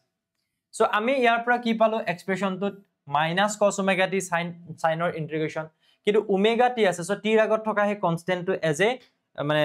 তলত কি হিচাপে আহি যাব ডিভাইড কৰি প্লানি আহি যাব এতিয়া তুমি ইয়াৰ পৰা মাইনাস সাইনটো বাহিৰত আনিব পাৰা বাট এটা বস্তু থাকি গৈছে যে আমি স্যাৰ লিমিটটো লবলে আছে লিমিটটো হৈছে 0 টু t এয়া 0 টু t বাকি কনস্ট্যান্ট বিলাক উলিয়াই লয় না তুমি মাইনাস টু কনস্ট্যান্ট হিচাপে আহিব i নট আহিব তোমাৰ এফালে ওমেগা টো তলত গুছি আহিব so minus i not by omega t এটা ইয়াত আহি যাব minus i not by omega t এটা আহি যাব ভিতৰত কি থাকিলে বুলে স্যাৰ cos ওমেগা টি থাকিলে আৰু এফালে থাকিলে আমাৰ 0 টু t বস এখিনলৈকে হৈ গল চাগে হয় ম্যাথমেটিক্যালি আমি এখিনি বস্তু যাব পাৰো কৈ আছো সো জি ম্যাথমেটিক্সত ইন্টিগ্ৰেশনত পাকৈ তাৰ কাৰণে ফিজিক্স টো বৰ ইজি লাগে ডিফাৰেন্সিয়েশন ইন্টিগ্ৰেশন যেতিয়া ইজি হৈ যায় এতিয়া আমি ইয়াত কি কৰিলো আমি লেফট সাইডে উলিয়াই আছো মনত ৰাখিবা আমি এভাৰেজ কাৰেন্ট উলিয়াই আছো এভাৰেজ কারেন্ট উলিয়াওতে আমি এফালে পাই আছো minus i not divided by omega t আৰু যেতিয়া cos ওমেগা টি সোৱা cos ওমেগা টি টো লিখিবা ৰৈ দিয়া টি ঠাইত তুমি আপাৰ লিমিট বহুৱা টাইমৰ capital T minus cos omega t নিলিখিবা টি ঠাইত কি লিখিবা 0 লোৱাৰ লিমিট 0 টাইমৰ ঠাইত আমি পুট কৰিছো লিমিট কেটা লিমিট টু যেটো টাইমৰ ক্ষেত্ৰতে আহিছে যে 0 সেকেন্ডৰ পৰা t সেকেন্ড সো টাইমৰ ক্ষেত্ৰত পুট কৰি দিলো হৈ গল আৰু ইয়াৰ পিছত কি কৰিবলে আছে এফালে থাকিলে minus i not divided by omega t এফালে cos ওমেগা স্যাৰ ওমেগা মানে 2 পাই বাই t বুলি শুনিছিলো ঠিকই শুনিছিলা তাৰ পিছত এফালে থাকিব cos ওমেগা ইনটু 0 মানে 0 তাৰ পিছত তুমি কবা যে sir minus i not by omega t টো ইয়াত থাকি যাব ইয়াত আপুনি t কাটি দিওক ঠিক আছে কাটি দিলো এফালে থাকিলে cos 2 পাই আৰু এফালে থাকিলে cos 0 মানে 1 cos 0 মানে কিমান হয় 1 হয় তাৰ পিছত minus i not divided by omega t cos 2 পাই মানে কিমান হয় বাবাচোন cos 2 পাই ভ্যালু কিমান হয় cos পাই ভ্যালু কিমান হয় -1 cos 2 পাই ভ্যালু কিমান হ'ব cos 2 পাই মানে কিমান হয় 360 ডিগ্ৰী নহয় জানো সো ইয়াত আমি +1 লিখিম কেনেকৈ হল স্যাৰ দেখাই দিও দিয়া 2 পাই মানে কি কোনটো কোৱাড্ৰেন্টত থাকিব ফোৰ্থ কোৱাড্ৰেন্ট সো ASTC ৰুল মতে cos আৰু sec কি হ'ব পজিটিভ হ'ব ফোৰ্থ কোৱাড্ৰেন্টত গতিকে এটো +1 আহিব +1 বুজি পাইছা বাকি স্যাৰ 1 কেলে আহিলে সো 1 টো তুমি এনেকৈ ভাবিব পাৰা যে cos 2 পাই তাক মই এনেকৈ লিখিব পাৰো যে cos 2 পাই +0 এটা তুমি জানা যে যেতিয়া পাইৰ আগত যেতিয়া ৰবা পাই আছিল না পাই বাই 2 আছিল আমি এটা বস্তু কওঁ যে পাই বাই ধৰিলা 90 প্লাস সামথিং যদি থাকে তেতিয়া আমি কওঁ যে 1 ইনটু পাই বাই 2 হৈ আছে ইয়েস আৰু যেতিয়া আমি কওঁ যে 80 ধৰিলা তোমাৰ 180 ডিগ্ৰী আছে 180 ডিগ্ৰী মানে কি হৈ আছে 2 ইনটু পাই বাই 2 নিচিনা হৈ আছে ইয়েস সো 90 এর ক্ষেত্ৰত কি হৈ আছে 1 ইনটু পাই বাই 2 সো যেতিয়া আমি কওঁ যে ইয়াত থকা এংগেলটো মানে odd multiple of pi by 2 হৈ থাকে তেতিয়া এটো বস্তু চেঞ্জ হৈ যায় এতিয়া এটো যদি পাই বাই 2 ফৰ্মত তুমি যদি লিখিবলৈ যোৱা পাই বাই 2 ইনটু কিমান কৰিলে 2 পাই আহিব তুমি কবা যে 4 into pi by 2 4 into pi by 2 plus 0 ultimately cos 2 পাই থাকিলে ন হা 4 ইনটু পাই বাই 2 মানে কিমান থাকিলে 2 পাই প্লাস 0 2 পাই থাকিলে বাট পাই বাই 2 ৰ আগত যেতিয়া আমি অড ইভেন নাম্বাৰ লওঁ তেতিয়া হলে cos 2 cos এই থাকে আৰু পিছত 0 টো আহি যায় 0 সো cos 0 মানে আমি কিমান লিখিম +1 বস হেতুৱে কনসেপ্ট বেলেগ কনসেপ্ট নাই ইয়াৰ পৰা আহিব -1 স্যাৰ ইনে কষ্ট কৰিলো 1 - 1 0 হ'ব আনসাৰ হ'ব 0 yes এভাৰেজ কাৰেন্ট টু কিমান হয় ফৰ এ কমপ্লিট সাইকেল হা হেতু বস্তু মনত ৰাখিবা for a complete cycle average current 0 হয় কেলে স্যাৰ because complete cycle মানে এটা প্লাস এটা মাইনাস a প্লাসৰ লগত a মাইনাস ক্যান্সেল যোৱাৰ নিচিনা হৈ যাব সো এভাৰেজ কাৰেন্টটো 0 হৈ যাব এটা ডাইৰেকশনত বাঢ়ি বাঢ়ি ম্যাক্সিমাম পাই 0 হল আকৌ অপোজিট ডাইৰেকশনত কমপ্লিট হৈ গল ন টোটাল কাৰেন্ট 0 নিচিনা হৈ যাব কথাটো বুজি পালো হা লিখো আৰু আচ্ছা আকৌ এবাৰ বুজাই দিওক বুলি কৈছে মই হেতু কৰিবলৈ লৈছিলো মহদায় এটা কুইক ৰিভিজন দি দিও বাৰু সো এভাৰেজ ভ্যালু আমি কাৰ কাৰণে উলিয়াবলৈ গৈ আছিলো AC alternating current so আমি কাৰ কাৰণে উলিয়াবলৈ গৈ আছিলো for complete cycle এটা কুইক ৰিভিজন মই দি দিম টেনচন लेने का नहीं हां देने का है देखो सो যদি মই কমপ্লিট সাইকেলৰ বাবে উলিয়াবলৈ যাওঁ তেতিয়াহলে মই কলো যে মই বেসিক বস্তু ইউজ নকৰো মই এভাৰেজ কাৰেন্ট উলিয়াব যামতো সো এভাৰেজ কাৰেন্টক মই কি বুলি লিখিম charge divided by time but average টাইমটোক আমি এটো কমপ্লিট টাইম বুলিও লিখিব পাৰা q বাই t বুলিও তুমি লিখিব পাৰা আৰু তুমি এই t টোক বা এনেকে লিখিলা t বুলি লিখিলা হল এতিয়া আমি ইয়াক স্যাৰ এনেকেও লিখিব পাৰো যে মই ইনস্ট্যান্টেনিয়াস কারেন্ট বুলি যদি কওঁ তেতিয়াহলে মই কি বুলি কম dq বাই dt বুলি কম একদম অকনমানি এটা টাইমত হলে এটো টোটাল টাইম সাপোজ সো এতিয়া মই এই ফৰ্মুলাটোৰ পৰা মই dq ঠাইত কি লিখি লম এটো ইনস্ট্যান্টেনিয়াসক সিম্পলি i বুলি কৈছো সো মই i dt বুলি লিখি লম বস এটোৱে এতিয়া আমি হেই তাৰ পৰা যদি আৰম্ভ কৰো যে আমাক লাগে এভাৰেজ কাৰেন্ট মই এফালৰ পৰা কৰো অলপ সৰুকে কৰো এভাৰেজ কারেন্ট লাগে আমি জানো q বাই t স্যার আমি q টুক ইন্টিগ্রেশন dq বুলি লিখিম টাইম টুক ইন্টিগ্রেশন dt বুলি লিখিম কমপ্লিট সাইকেল বুলি যদি কৈছে তেতিয়াহলে টোটাল টাইমটো আমি 0 ৰ পৰা t বুলি লিখিম 0 ৰ পৰা t বুলি লিখিম ওকে ফাইন তাৰ পিছত মই ইয়াতে বহাই দিম তলত টোটাল টাইম t হৈ যাব 0 ৰ পৰা t টোটাল টাইম পিৰিয়ড ওপৰত কি হৈ যাব বুলে dq ৰ এক্সপ্ৰেছন ইয়াৰ পৰা লিখা কিমান হ'ব i dt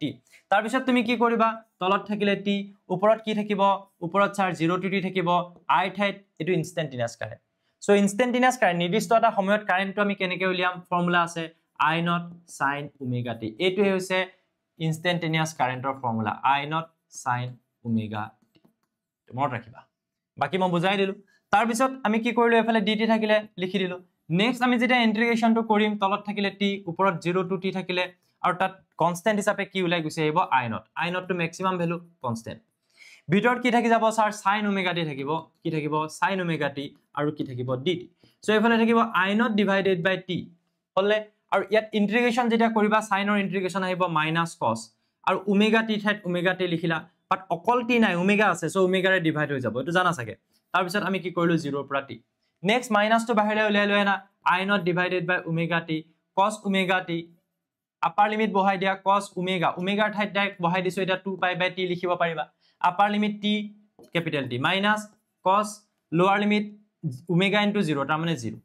তাৰ পিছত মই কলো যে minus i not divided by omega t এফালে t ক্যান্সেল গুছি যাব থাকিলে cos 2 পাই মাইনাস cos 0 বাস হৈ গল cos 2 পাই মানে কিমান হয় স্যাৰ 1 হয় cos 0 মানে কিমান হয় 1 হয় 1 minus 1 কিমান হ'ব 0 আলটিমেট আনসার 0 সবাই বুজি পালা না কৈ দিয়া সবাই বুজি পালা না কৈ দিয়া হৈ গৈছে এটা আমি হাফ সাইকেলটোৰ কাৰণে চাম ঠিক আছে কমপ্লিট সাইকেলৰ কাৰণে চালো এটা আমি হাফ সাইকেলটোৰ কাৰণে চাম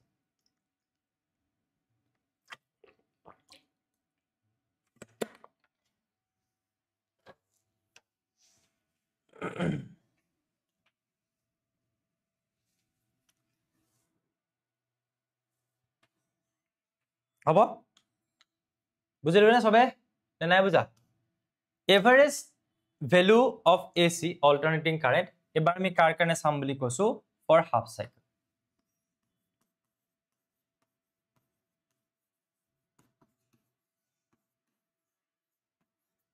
হাফ সাইকেলটোৰ ক্ষেত্ৰত কি বেলেগ হ'ব জাস্ট এটা বস্তু বেলেগ হ'ব আমাৰ লিমিট টু লোৱাটো বেলেগ হ'ব ওকে সবে ৰিপ্লাই বিলাক দিব ট্ৰাই কৰা মই চাই আছো হা সবে ৰিপ্লাই বিলাক দিয়াছোন একবাৰ বুজি পাইছনে নাই পোৱা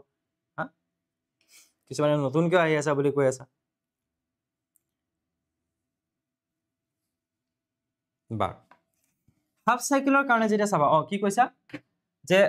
হাফ সাইকেলৰ কাৰণে 0 ৰ পৰা t/2 লৈকে ইন্টিগ্ৰেশন কৰিলে হ'ব নেকি ভেৰি গুড তাৰমানে ধুনিয়াকে বুজি পাইছা সো আমি যেতিয়া কম হাফ সাইকেল তেতিয়াহলে আমি কম যে এটো কমপ্লিট হল ন কমপ্লিটৰ কাৰণে যদি t টাইম লাগে কোন কিমান হ'ব t/2 সো আমি 0 to t/2 ইন্টিগ্ৰেশন কৰি দিলে হৈ যাব yes so kind of revision হয় চাই থাকা এভাৰেজ কারেন্ট কেনেকৈ উলিয়াও q/t q বুলি লিখি কি বুলি লিখিব পাৰো ইন্টিগ্ৰেশন dq t বুলি লিখি কি বুলি লিখিব পাৰো ইন্টিগ্ৰেশন dt বিকজ ইন্টিগ্ৰেশন dx মানে স্যাৰ x হয় ওকে সো আমি কলো যে 0 ৰ পৰা এবাৰ হাফ সাইকেলৰ বাবে টাইমটো কিমান লম t/2 0 ৰ পৰা কিমান লম t/2 এটা কোনোবাই ভাবিব পাৰে স্যাৰ ইয়াতো ইন্টিগ্ৰেশন অফ চাৰ্জ আছে আপুনি 0 টু টাইমৰ লিমিট কিয় লৈছে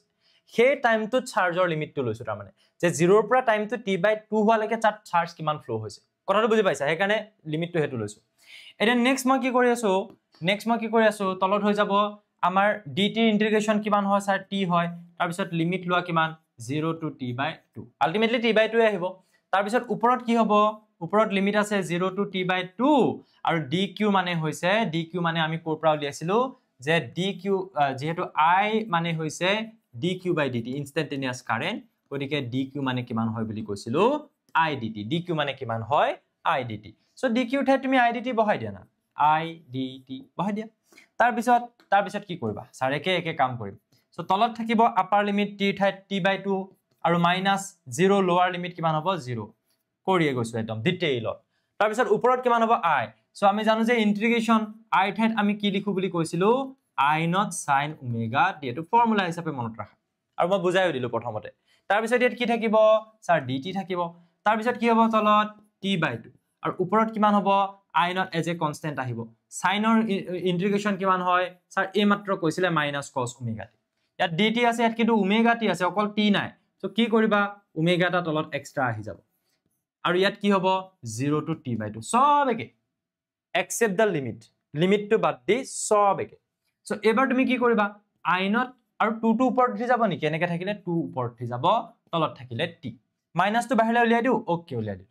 এবাৰ কি থাকিলে ওমেগা টো তললৈ উলিয়াই দিও নেকি এই ওমেগাটো ওমেগা টো বাহিৰলৈ আহিব তললৈ পঠাই দিও এইটো তাৰ পিছত ইয়াত কি থাকিলে তেতিয়া হলে স্যাৰ cos omega t থাকিলে আৰু আপুনি লিমিট লবলৈ থাকিলে 0 to t/2 কৰি যাও ইয়াতে কৰি যাও নেক্সট স্টেপটোত কি হ'ব -2t not divided by t into omega ইয়াত তোমালোকে cos omega t সোৱা মই একেবাৰতে cos omega ঠাইত 2π/t পুট কৰি দিলে বেয়াটো নোপোৱা omega মানে 2π/t আৰু এই t ঠাইত আপাৰ লিমিট পুট কৰিম কিমান পুট কৰিম t/2 minus cos omega into 0 হ'ব লোৱাৰ লিমিট টাইমত 0 বহাই দিয়া সো 0 আহিব ন ইয়াত কি থাকিব -2t not divided by t into omega ইয়াত 2 cancel t cancel থাকিলে cos pi আৰু এফালে cos 0 মানে হৈছে 1 আগত মাইনাস আছে স্যাৰ আমি এটা বস্তু জানো কি জানো যে cos pi মানে হৈছে প্লাস -1 cos pi মানে -1 সো -1 কিমান হৈ যাব -2 দেখাই দিও দিয়া 2t not divided by omega into t বুলি লিখিলো এটো হৈ গল -2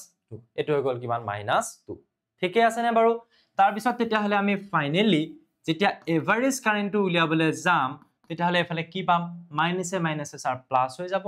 তাৰ পিছত এফালে 2 into 2 আমাৰ কিমান হৈ যাব 4 হৈ যাব 2 into 2 কিমান হৈ যাব 4 আৰামসে ওলাই যাব চাই থাকা 4 into t not হল আৰু তলত থাকিলে omega into t মাইনাসে প্লাস হৈ গল এতিয়া তোমালোকে ওমেগাৰ ঠাইত কি পুট কৰি দিবা 2π/ omega is equals to 2π new মানে 2π/t yes 2π/t আৰু এফালে কি থাকিলে আমাৰ t এইটো t এইটো ওমেগাৰ ঠাইত 2π/t ওপৰত থাকিলে কিমান বুলে 4 into t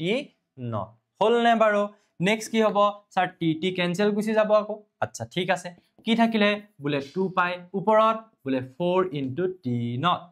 2 গুণ 4 2 into 2 যা 4 answer hall 2 into t not divided by pi পালো কেনে বাৰু yes t not নে i not হ'ব লাগিছিল এটো কৰবাত মোৰ ভুলতে t not হৈ থাকিলে চাগে t not টো কোপৰা আছিল i not হে আছিল দেখিছানে লিখুতে কেনেকে চেঞ্জ হৈ থাকিলে এটো i not আছিল extremely sorry for that this is i not this should be i not okay so আমি পালোগে কিমান 2 into i not peak value divided by pi এইটো হ'ব তোমাৰ এভাৰেজ কাৰেন্ট কাৰ কাৰণে for half cycle not for this only for this half cycle টোৰ কাৰণে 0 to t/2 limit ললে clear guys কৈ দিয়া বুজি পালো নাই কোৱা সো নেক্সট আহি যাব আমাৰ RMS ভ্যালুৰ কনসেপ্টটো হেতু আমি আজিৰ ক্লাছত স্টাৰ্ট কৰিম বুলি ভাবিছিলো বাট অলপ বেছি দীঘলীয়া হৈ যাব সো আজি আমি ইমানতে সামৰি দিও আমি এভাৰেজ কাৰেন্টৰ ওপৰত ধুনিয়া কনসেপ্ট পাই গলো আমি AC আৰু DC ৰ মাজত ডিফাৰেন্স গম পাই গলো কিয় AC ইউজ কৰা হয় DC থকাৰ পিছতো হেতু আমি গম পালো কোনবিলাক ডিভাইসে AC ইউজ কৰে কোনবিলাক ডিভাইসে DC ইউজ কৰে হেতু আমি গম পালো আৰু এটা ইন্টাৰেস্টিং ফ্যাক্ট আমি গম পালো যে আমি ইউজ কৰা মোবাইল চাৰ্জাৰ হলে প্লাগ টুৰ পৰা লোৱা যেটো কাৰেন্ট হেতু হৈছে AC বাট হি কনভাৰ্ট কৰি দিয়ে DC লে আৰু আমাৰ মানে হেকাৰণে যেডাল এডাপ্টাৰডাল হেতক আমি কি বুলি কব পাৰো যে হি AC to DC কনভাৰ্ট কৰি থকা এটা ডিভাইস নিচিনা বুলি আমি কব পাৰো প্লাগৰ পৰা যেটো পাও হেতু আমি কি হিচাপে পাও DC হিচাপে পাও কথাটো বুজি পালো